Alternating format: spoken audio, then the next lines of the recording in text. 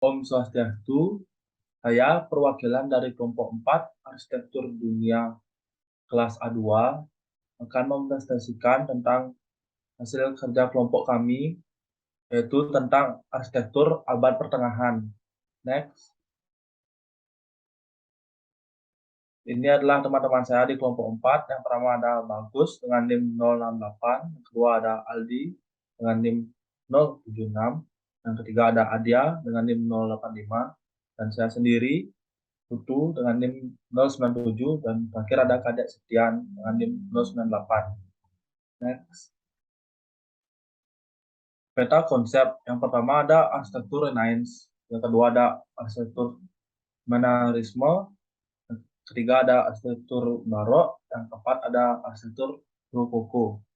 Di sini kami akan menjelaskan 5 bagian dari masing-masing arsitektur, yaitu definisi, perkembangan, karakteristik, keunggulan, dan contoh. Presentasi akan dilanjutkan oleh teman saya. Arsitektur Renaissance. Next. Arsitektur Renaissance adalah jenis seni arsitektur yang berkembang di kawasan Eropa yang muncul pada awal perkembangan periode kolonialisme. Seni arsitektur Renaissance merupakan fase awal dari seni arsitektur periode kolonial di Eropa. Seni arsitektur merupakan fase awal seni kolonial di Eropa. Seni Renaissance berkembang pada rentang waktu tahun 1500 sampai 1600 Masehi. Masa Renaissance ini diartikan sebagai periode pencerahan yang berarti meninggalkan gaya arsitektur bernuansa agama pada periode abad pertengahan dan mulai menerapkan seni arsitektur berskala manusia atau antrosentris dan bersifat duniawi. Abad pertengahan sudah dianggap usang dan tidak memiliki karakter ilmu pengetahuan yang jelas sehingga dikenal sebagai periode kegelapan Eropa. Istilah Renaissance berasal dari bahasa Prancis yang memiliki arti terlahir kembali. Penamaan bahasa Renaissance ini terinspirasi dari ketertarikan orang-orang Eropa yang mempelajari peradaban dan kebudayaan Yunani dan Romawi kuno. Mereka mengaplikasikan gaya arsitektur Renaissance yang megah ini terhadap bangunan publik dan kerajaan yang tidak selalu mengakomodir kebutuhan religius pada bangunan gereja saja. Salah satu tokoh yang memperkenalkan dan mengembangkan seni arsitektur Renaissance adalah Filippo Brunelleschi yang berasal dari Florence, Italia. Dari perpaduan ini, seni arsitektur Renaissance menyebar hingga ke Prancis, Jerman, Rusia, dan Inggris. Selanjutnya, karakteristik arsitektur Renaissance. Seni arsitektur Renaissance memiliki kesan megah yang mengembalikan kembali karakter arsitektur pada era Yunani kuno dan Romawi kuno. Nilai-nilai filsuf dari Yunani kuno dan Romawi kuno tersebut ditampilkan dari berbagai sudut dekorasi bangunan.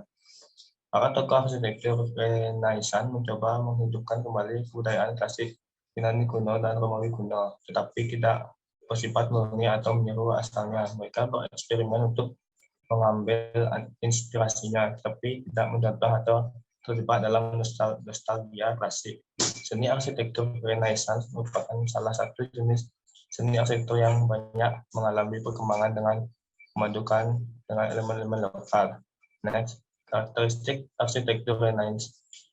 Denah bangunan Renaissance memiliki tampilan persegi dan simetris, di mana proporsinya berdasarkan pada sebuah visi. Fasad dari bangunan dengan arsitektur Renaissance dibuat secara simetris di sekitar sumbu vertikal bangunannya. Arsitektur ini erat dengan penggunaan kolom sebagai fondasi bangunan dan pilaster sebagai elemen dekoratifnya.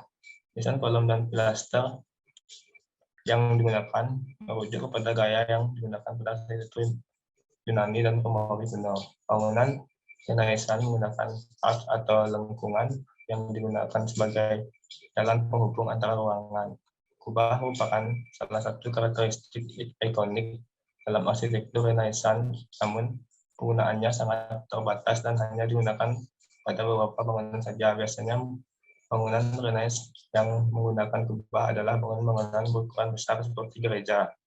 Next, bagian langit-langit dari bangunan Renaissance umumnya dihias dengan lukisan seperti yang sering digunakan pada langit-langit gajah pada era tersebut.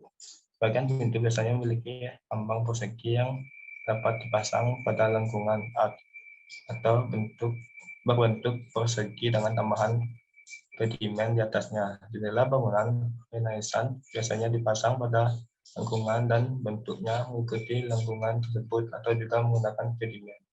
Karakteristik dinding luar umumnya menggunakan batu bata dengan batu atau menggunakan bata asfalt.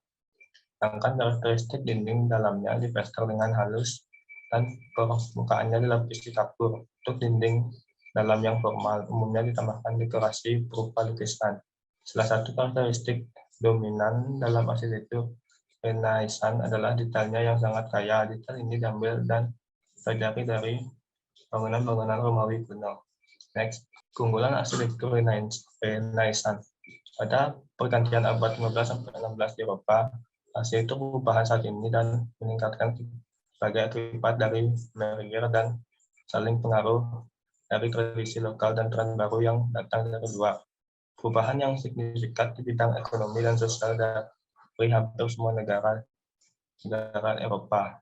Hal ini sebagian besar disebabkan oleh pergeseran penekanan di bidang mutu perdagangan, pembentukan pusat industri dan perdagangan baru karena penemuan benua Amerika, memperkuat pengaruh Turki di Balkan, perubahan mendasar dalam budaya dan ideologi. Sebagai gerakan budaya, Renaissance mencakup pembungaan inovatif sastra, Latin, dan vernakular. Dimulai dengan kebangkitan pembelajaran abad ke-14 berdasarkan sumber-sumber klasik yang dikreditkan ke Petrarch sezaman. Pengembangan perspektif linear dan teknik lain untuk menghadirkan realitas yang lebih alami dalam seni lukis dan reformasi pendidikan yang bertahap namun meluas dalam politik. Renaissance berkontribusi pada pengembangan kebiasaan dan konvensi diplomasi dan dalam sains meningkatkan ketergantungan pada pengamatan dan penalaran induktif. Selanjutnya akan dipresentasikan oleh teman saya. Baik, di sini saya akan majukan presentasi dari teman saya. Contoh karya arsitektur pada zaman Renaissance. El Escorial, situs kerajaan monasteri dan Site of the Escorial atau lebih dikenal sebagai El Escorial merupakan bangunan kerajaan Spanyol yang terletak di kota Madrid, Spanyol. Bangunan bercorak seni arsitektur Renaissance ini dirancang oleh arsitektur asal Spanyol yang bernama Juan Bautista de Tellode dan Juan de Herrera. Bangunan ini dibangun sejak tahun 1563 dan selesai dibangun pada tahun 1944. Bangunan ini berfungsi sebagai bangunan istana kerajaan, museum, bisa juga digunakan sebagai sekolah dan biara. Bangunan El Escorial adalah bangunan bergaya arsitektur Renaissance yang terbesar di dunia, hingga diakui oleh situs warisan dunia yaitu UNESCO pada tahun 1984. Yang kedua adalah arsitektur Mannerisme. Arsitektur Mannerisme adalah masa seni Eropa yang muncul di tahun-tahun terakhir pada High Renaissance Italia pada tahun 1520. Ini berlangsungnya hingga sekitar 1580 di Italia. Ketika gaya yang lebih beraku mulai menggantikan. Tapi Mannerisme Utara terus dari ke awal abad ke-17 di sebagian besar Eropa. Definisi dari Mannerisme ini dan fase di dalamnya terus menjadi bahan perdebatan di kalangan sejarawan seni. Sebagai contoh, beberapa sarjana telah menerapkan label untuk bentuk-bentuk tertentu model awal sastra, terutama puisi, dan musik abad 16 atau 17. Karakteristik dari Mannerisme. Yang pertama yaitu kolom. Kolom yang digunakan pada arsitektur ini bukan lagi kolom biasa, tetapi sebuah kolom yang besar dan membentang dari bawah ke atas yang digunakan sebagai fasad sebuah bangunan dengan beberapa barisan ataupun interiornya. Yang kedua dulu di permukaan dindingnya yang dirancang ini menegaskan dirinya sendiri. Ada juga di interior bangunan digabungkan dengan arsitektur, patung, dan tembok. Yang ketiga adalah pada bagian jendela ini dibentuk berbentuk persegi panjang dan pada bagian jendela dimahkotai oleh lambang pintu Rapi Perzoli yang didukung pada volutes. Berikut adalah perkembangan serta keunggulan dengan kontekstual masyarakat. Manierisme adalah gaya seni rupa, terutama seni lukis, yang berkembang setelah peristiwa jatuhnya kota Roma pada tahun 1527, sesaat setelah munculnya masa High Renaissance. Manierisme memperlihatkan sisi individual seniman, di samping juga pengaruh seni klasik Roma.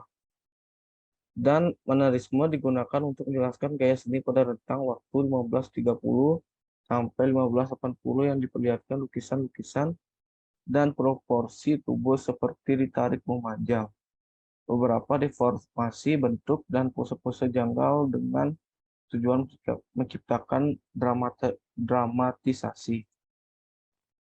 Periode kedua dari manierisme umumnya dibedakan dari sebelumnya yang disebut fase anti-klasik. Manierisme selanjutnya menekankan kesombongan intelektual dan keahlian arsitek. Fitur yang telah menyebabkan kritikus kemudian menuduh mereka bekerja di sebuah cara tidak wajar dan terpengaruh Maniera. Maniera adalah seniman kontemporer di hadapan mereka tua Michelangelo sebagai contoh utama mereka. Mereka adalah sebuah seni meniru seni, bukan seni meniru alam. Berikutnya akan dilanjutkan oleh teman saya. Baik, di sini selanjutnya ada contoh arsitektur dari manierisme. Contoh arsitektur dari manierisme adalah Farnese Villa di Caprarola di sisi negara Kasar di luar Roma. Perkembangan engravers selama abad kegaya manieris menyebar lebih cepat 16 dibanding gaya sebelumnya. Sebuah pusat desain manieris adalah Antwerpen selama boom abad ke-16-nya. Melalui Antwerpen, Renaissance dan manieris, gaya secara luas diperkenalkan di Inggris, Jerman, dan utara timur dari Eropa pada umumnya. Padat dengan ornamen merinci yang ditampilkan di Colditz Castle yang diilustrasikan di sebelah bagian kiri, mencontohkan gaya utara karakteristik diterapkan sebagai set piece terisolasi terhadap waling vernakular bersahaja. Next. Selanjutnya di sini ada arsitektur barok. Next. Arsitektur barok adalah gaya bangunan dalam era barok yang dimulai di Italia pada abad ke-16. Yang mengambil perbendaharaan arsitektur Renaissance dari Romawi dan menggunakannya dalam suatu cara teoritikal dan retorik yang baru. Seringkali untuk mengungkapkannya kejayaan gereja Katolik dan keadaannya yang absolut. Barok sendiri muncul akibat perkembangan gerakan Protestanisme. Kemudian barok dimulai berkembang di Roma, Italia sejak early barok hingga high barok, dan berakhir di Prancis mulai dari late barok hingga akhirnya digantikan dengan kemunculan gaya rokoko. Era barok dibagi menjadi ketiga bagian, yaitu early barok, high barok, dan late barok. Next. Kemudian di sini ada early barok. Desain gereja Katolik Roma, bangunan dengan gaya barok di era ini rata-rata merupakan kreasi arsitektur Roma. Mereka memperkenalkan arsitektur ini dengan mengaplikasikannya di dinding gereja. Dinding-dinding gereja dibuat cekung dan cembung sehingga menimbulkan efek motion atau pergerakan. Lalu permukaan dinding gereja penuh dengan efek 3 dimensi berupa pahatan. Salah satu bangunan paling populer di era ini adalah The Church of the Guest, karya Giacomo della Porta. Gereja yang selesai di tahun 1584 ini merupakan pusat perhimpunan Jesuit, salah satu ordo gereja Katolik Roma. Ada juga St. Peter Basilica karya Carlo Maderno yang selesai di tahun 1612. Bangunannya sangat megah dengan langit-langit penuh fresko alias lukisan dinding. Lalu pengaturan cahaya pun dibuat secermat mungkin untuk memberi kesan teatrikal. Next.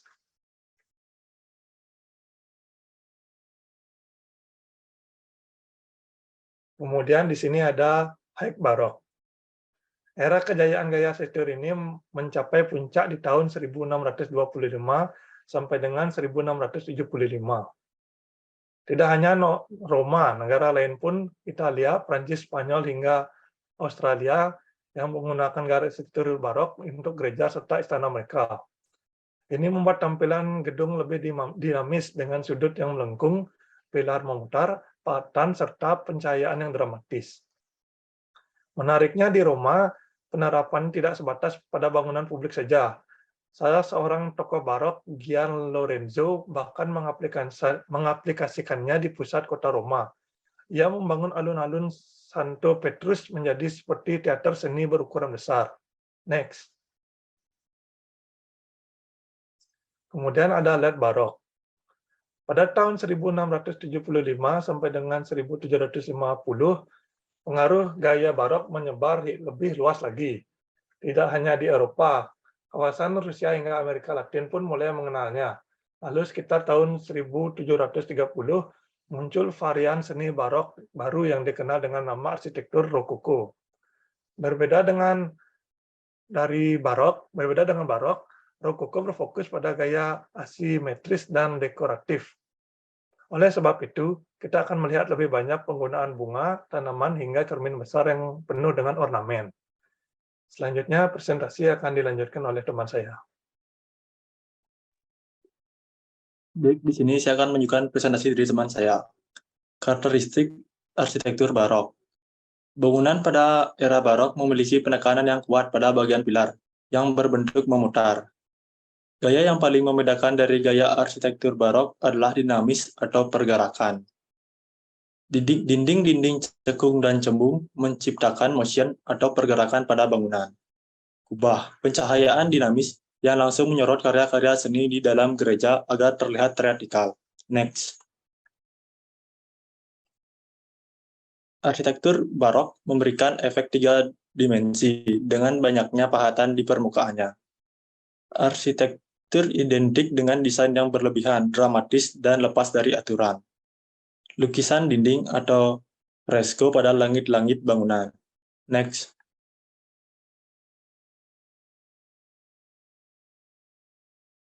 Keunggulan dengan kontekstual masyarakat.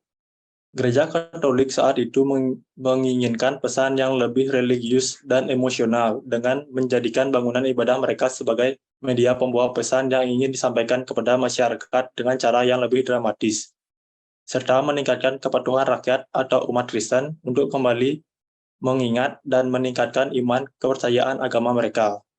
Pendapat lain mengungkapkan bahwa kemunculan seni arsitektur barok juga dipengaruhi oleh kaum Borges yang pada saat itu dalam upayanya menentang kaum bangsawan dan kapitalis di Italia. Next.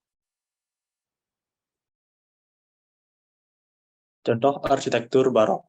Salah satu karya dari arsitektur barok yang dikenal adalah San Carlo alle Quattro Fontane karya Francesco Borromini yang terletak di Roma, Italia. Bangunan ini merupakan sebuah gereja Katolik yang disebut juga sebagai The Cross of Saint Carlos at the Four Fountains. Gereja ini merupakan salah satu contoh ikon dari gaya barok karena memiliki desain yang rumit. Sentuhan seni dari arsitekturnya dianggap dapat mewakili megahnya kesucian gereja. Next. Selanjutnya, yang terakhir arsitektur Rokoko. Next. Arsitektur Rokoko yang dikenal juga sebagai barok akhir atau late barok karena bertepatan di periode terakhir arsitektur barok. Gaya arsitektur Rokoko memiliki ciri khas yang rumit, mewah, dan seperti istana. Arsitektur Rokoko terkesan ringan. Anggun juga merupakan versi rumit dari arsitektur barok yang lebih berornamen dan berkesan kokoh sederhana. Gaya yang satu ini pertama kali muncul pada abad ke-18 di Paris.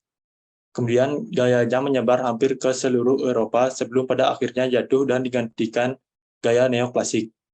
Kata rokoko berasal dari bahasa Prancis, rocaille dan coquille, karang atau kerang.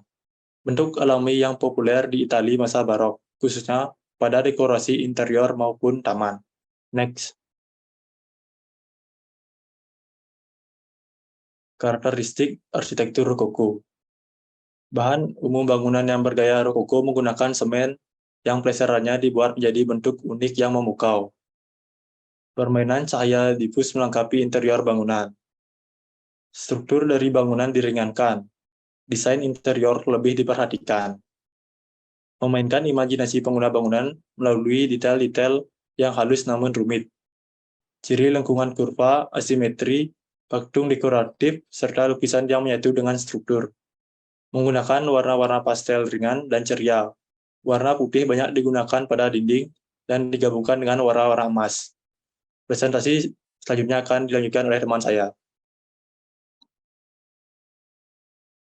Baik, di sini saya akan melanjutkan presentasi dari teman saya, yaitu keunggulan dengan kontekstual masyarakat.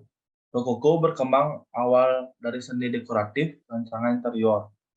Suksesi Louis XIV membawa perubahan pada lingkungan seniman dan gaya umum kesenian. Pada akhir masa pemerintahan Panjang Raja, tahun 1730 menampilkan perkembangan puncak dari rokoko di Prancis. Gaya ini menyebar di antara rancangan arsitektur dan perabotan sampai ke lukisan dan patung. Diperlihatkan pada karya-karya Anthony Watteau dan Francois Boucher, rokoko masih memelihara cita rasa barok untuk bentuk-bentuk yang kompleks dan motif yang rumit. Next. Contoh arsitektur rokoko. Istana Lederhof merupakan salah satu istana terindah yang dibangun oleh Raja Bavaria II Ludwig selama 20 tahun pemerintahannya. Ia membuat bangunan ini sebagai replika kecil Istana Versailles. Istana ini dibangun oleh arsitek Georg Dolman antara tahun 1863 dan 1866 dengan gaya rokoko. Next. Dan sekian presentasi dari kelompok 4, kelas A2. Saya perwakilan dari kelompok 4. Mohon maaf atas kesalahan kata. Dan terima kasih. Om Santi Santi.